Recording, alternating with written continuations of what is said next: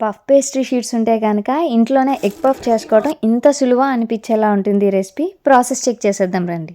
Puff కోసం నేను ఇక్కడ గుడ్లను ఉడకబెడుతున్నా. తర్వాత ఇలా పఫ్ పేస్ట్రీ షీట్స్ అని ఉంటాయి వాడతామో అన్ని షీట్స్ తీసుకొని థాయింగ్ చేసుకోవాలి. సింపుల్గా చెప్తాను, థాయింగ్ అంటే ఫ్రోజన్ స్టేట్ నుండి ఒరిజినల్ స్టేట్కి తీసుకురావటం. మనం ఇంట్లో చేపల్ని ఫ్రీజర్లో పెడతాం కదా, వాడే ముందు బయట తీసి ఎలా ఉంచుతామో కాసేపు వీటిని కూడా అలానే ఉంచుతాం. ఇలా గుడ్లను ఉడకబెట్టేసుకున్నాక ఇప్పుడు ఒక ప్యాన్లోని బటర్ వేసి కాసేపటికే ఇందులోని ఉల్లిపాయ ముక్కల్ని అలానే అల్లం వెల్లుల్లి పేస్ట్ వేసి వేయించుకోవాలి. క్లిప్ మిస్ అయింది, బట్ అల్లం వెల్లుల్లి పేస్ట్ వేయాలి. తర్వాత ఇందులో కొద్దిగా కారం, జీలకర్ర పొడి, ధనియాల పొడి వేసి అలాగే రుచికి సరిపడగా సాల్ట్ వేసి కలుపుకొని ఇక పక్కన పెట్టుకోవాలి.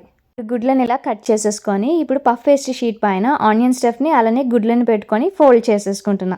ఫోల్డ్ చేసేసాక ఇప్పుడు కరిగిచ్చిన బటర్ని దీనిపైన స్ప్రెడ్ చేసేసుకొని ఎయిర్ ఫ్రైయర్లో ఇవన్నీ ఒక 350 degreesలో 15 minutes పాటు ఉంచామంటే సరిపోతుంది. అదే సింపుల్ ఎగ్ పఫ్ ఇంట్లోనే ఇలా చేసేసుకోవచ్చు. Thanks for watching.